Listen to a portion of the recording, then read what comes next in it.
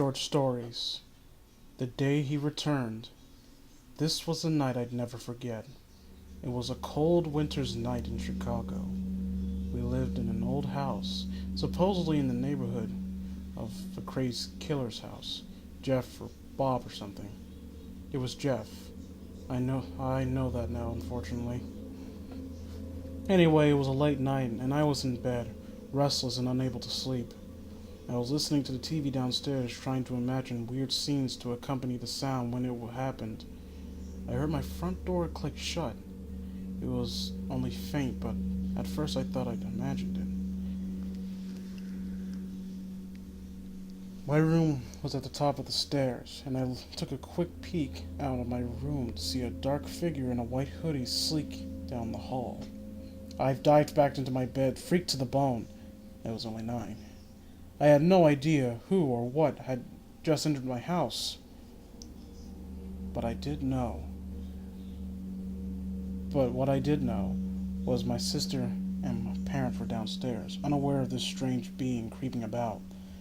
I thought it was a burglar at first, and thought of what I didn't want to be stolen, when I heard a loud shriek, followed by an eerie silence down the stairs.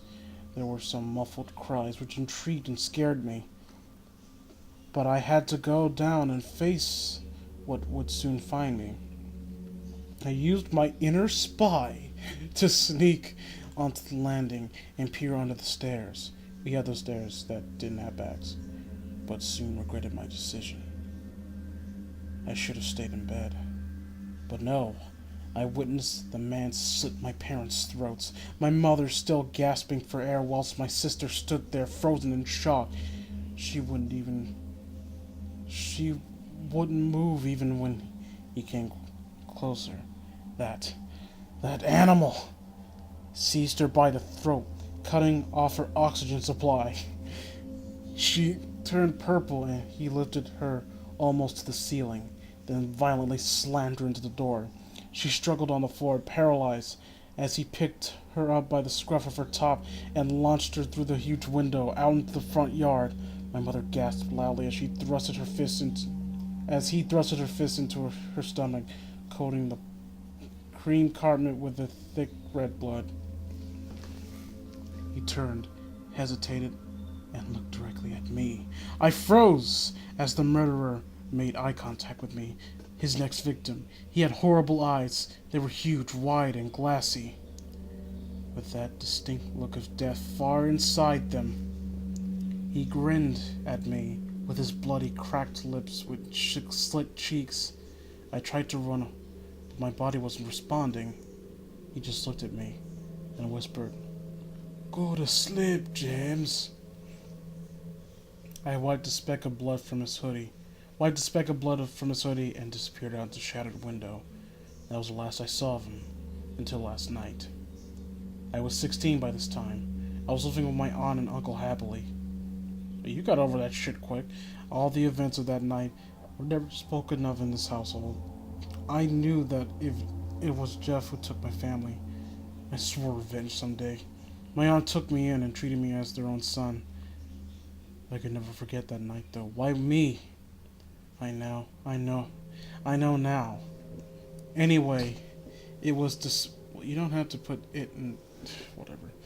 It was December 12th, 2013, and I was getting excited for Christmas, hoping for a new BMX. I had just finished my Christmas shopping and was heading home when it struck me. Where was everyone? What I didn't know was that Jeff had been sighted in the neighborhood, so everyone was indoors, watching their children and keeping them safe. Except me. I bet my aunt would have been worried sick.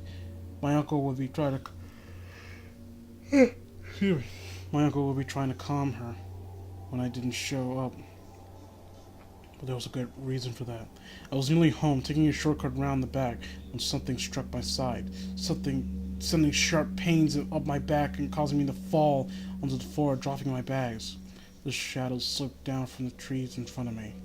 Those beady eyes with black rings stared me in the face.